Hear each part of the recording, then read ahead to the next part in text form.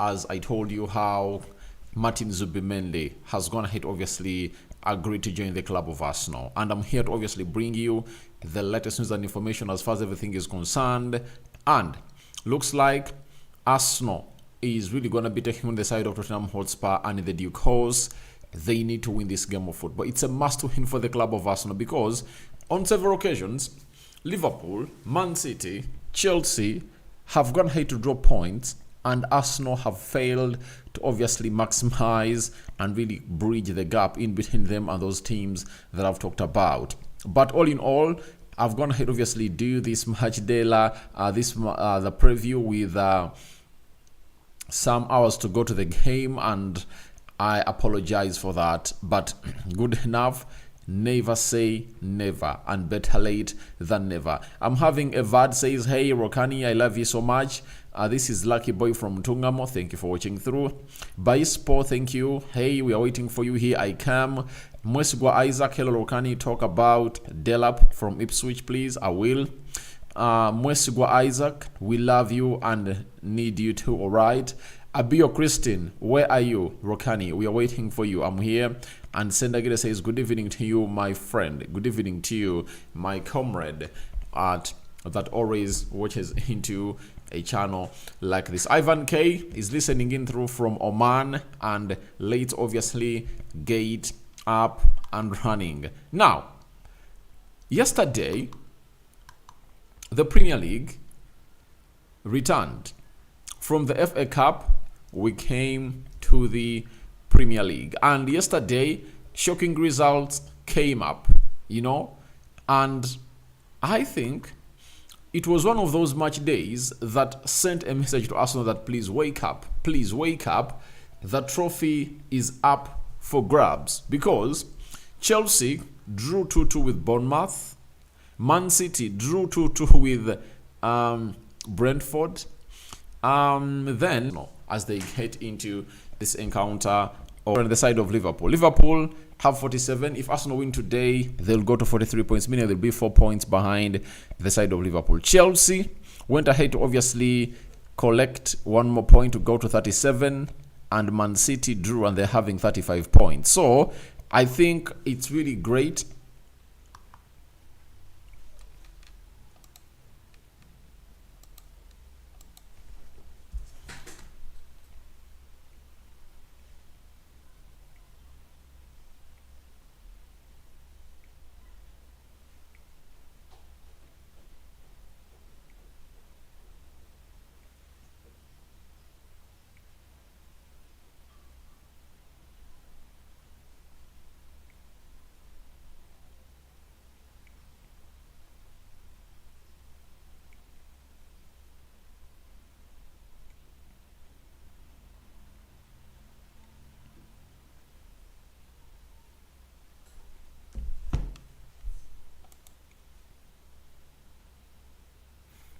So, the side of Arsenal knows it very well that they really have a lot of things to do to see to it that everything really comes to pass. So that's where Arsenal is right now as we speak. And as they come into this game of football, they know to it that they need to obviously come up and obviously do the needful. And what's the needful? They need to come up and really win this game of football to close down on Liverpool. Them having a game in hand will not mean that the gap, the point difference will not go to back to 7. But as I told you, the league is not yet over. Now, 20 games played for each team. I'm talking about Liverpool and Arsenal. Now the point difference is 7. So from 9 to 7, because everyone was like, when Liverpool plays that game, they'll obviously go to 7. You understand? But but I tell you this, never cross the bridge before you reach it. And I was one of those people who was on a certain TikTok platform, and I told people that don't come out and predict that the trophy is done, because even those are talking about 90 points as we speak, it's really going to be hard for a team to obviously collect 90 points. Liverpool is left with 18 games, and those 18 games, they can collect like 54 points, right? Now, Do you think they can collect all the 54 points? Because for them to click 90 points, they need to obviously collect 43 points. And 43 points will be 43 points means that they've gone ahead to really collect, to win how many games? 10, that is 30, 15. Can Liverpool win 15 games out of the... Can Liverpool win 15 games out of the 18 they are really left with? You know, meaning that they can only lose 3 games, you know. But there are going to be draws, you know.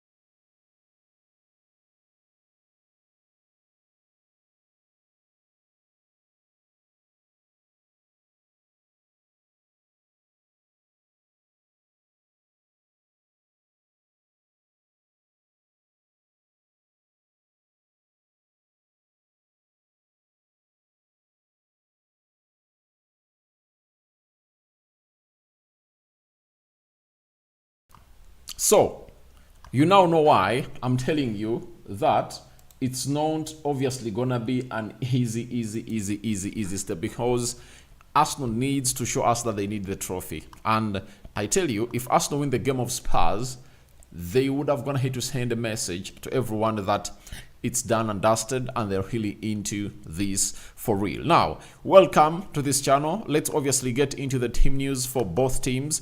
For Arsenal, Ethan Nwaneri, Bukayo Saka, Benjamin White, Takahiro Tomiyasu, and Ricardo Carafiori are really out of this game. You understand? And for the side of Spurs, they're not having Udogi, Ben Davies, Mark van der Ven, Wilson Osbat, that is expected not to be part of this encounter.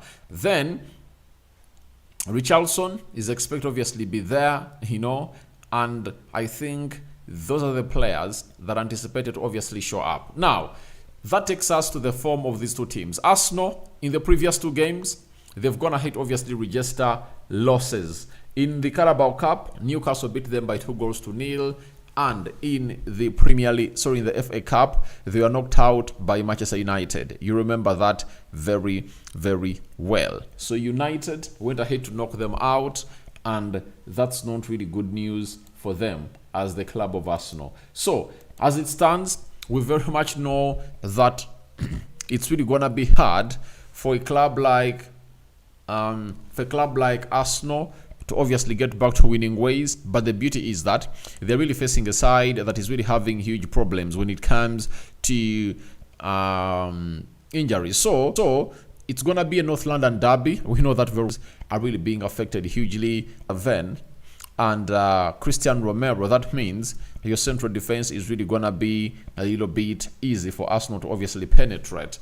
And for the side of Arsenal, they need to capitalize onto this and obviously get themselves back to winning ways, because we're not gonna be here coming up and obviously predicting that Arsenal is gonna be winning the trophy when they're not really taking their chances. Arsenal need to take their chances. Now, Gabriel Jesus is really one of those that is really injured, and he was diagnosed with an ACL injury. That is it, if you need to know that, or if you didn't know that.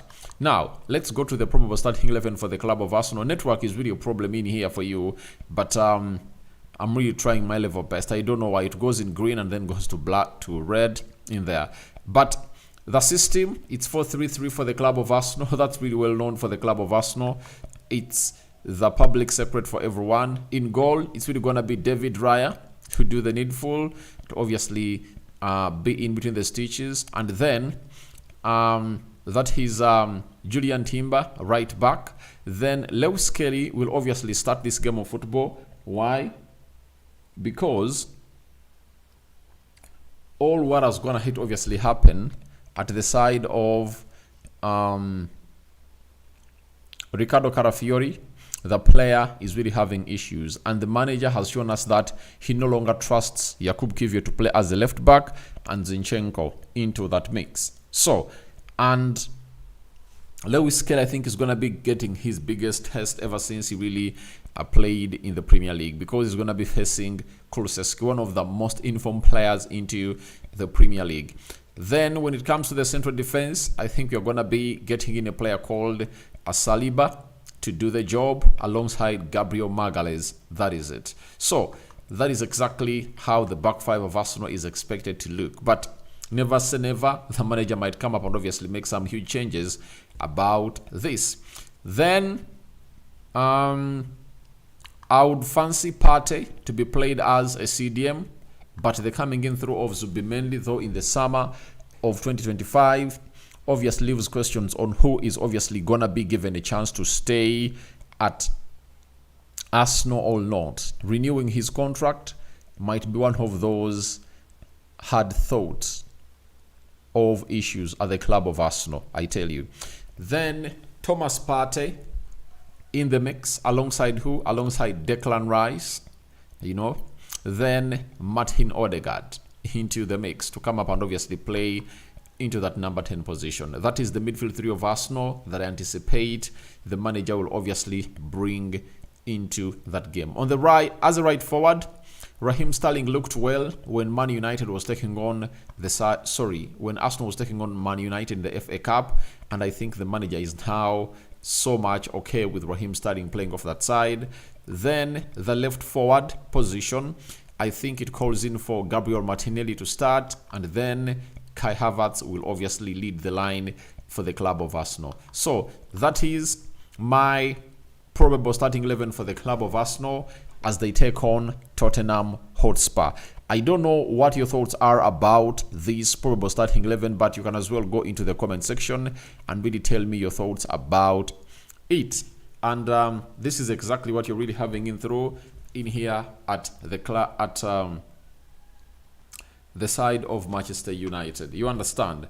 Then when you look at Tottenham Hotspur, they are going to be having, he's called Kingsley, He really looked good in between the stitches when they are really beating Liverpool in the first round of the Carabao Cup. He really looked good. I tell you, he really looked very, very, very, very, very okay.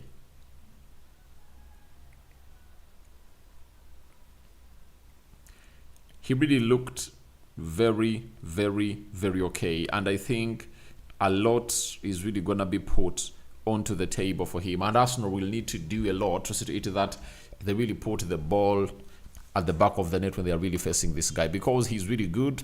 And his debut was against Liverpool, by the way. Then Pedro Porro is going to come in through as the right back for the side of... Pedro Porro is going to be coming in through as the right back for the side of Tottenham Hotspur. That is another guy. Then I think Gray will be played as a left. Dejan Spence, I think, will be played as a left back. Then Dragsin, and Gray will be played into the central defense. That is it. That's how I anticipate these two are really going to be coming in through to do the needful. Then Bagwell, Sarr, Maddison. That might be the midfield three of this manager. I don't know why they're not talking about Yefis Besuma, Parmeta Sarr, you understand? And then Solanke, Kulusevski, and Son will obviously come up and really put in the very good competition, obviously, on the club of Arsenal. So that team is not as strong as we anticipate to be, I tell you, but it can really cause problems to the side of Arsenal. But with Arsenal being at home, I anticipate that they are supposed to obviously come up and obviously dominate this game of football and really cause a lot of trouble to the side of Tottenham Hotspur. But before I give you my prediction as usual, allow me to take you through what we call the head-to-head stats in the London Derby. And Arsenal, I think, have been really doing great in the recent past when they're really taking on these teams that are really in the derby. Now, first and foremost, Arsenal have won 6 of their last 8 Premier League games against Tottenham Hotspur. 1 draw, 1 loss, and are looking to win 3 consecutive games against them for the first time since January 1989, a run of 5. So this shows you that Arsenal has on several occasions come up and obviously put in a very big shift altogether. You understand? And I just love it that they're really having a lot into their hands. Then, secondly, Tottenham have won just one of their last 31 Premier League away games against Arsenal, and 12 draws and 18 losses, and are winless in 13 since 3-2 victory in November 2010. Arsenal have been bossing Spurs every time they've gone ahead, obviously come up and represented at the Emirates. Thirdly, following their 1-0 win in September, Arsenal are looking to complete the Premier League double over Tottenham Hotspur for the 5th time. Only in 2013 and 2014 have they done so without conceding any competition. Fourthly, Tottenham Hotspur have conceded at least once in each of their last 25 Premier League away games against Arsenal since a 0-0 draw in 1998-1919 season. In their league history, only at Bolton have they had a longer run without an away clean sheet, 35 between 1923 to 2012. That is it. And lastly, Arsenal are unbeaten in the last 12 Premier League home games. Premier League games with 9 wins and 3 draws, and are the only side without a home loss so far this season. 6 wins and 3 draws. They haven't kept a clean sheet in each of their last 4 home games. Last recording 5 consecutive shoutouts at the Emirates between December 2013 to December 2014. So, as it stands, Arsenal are really having a very huge goal, and they're really the favorites to win this game of football. My prediction is 3-1 in favor of Arsenal. That's my prediction, because I know they're going to come up and put in a very huge showcase into the mix. Mubarak, thank you for watching it through. Then Sendagide Ronald, I hope Sago Jr. should be given a chance instead of Sterling. Then you know what I'm talking about, I tell you. You guess.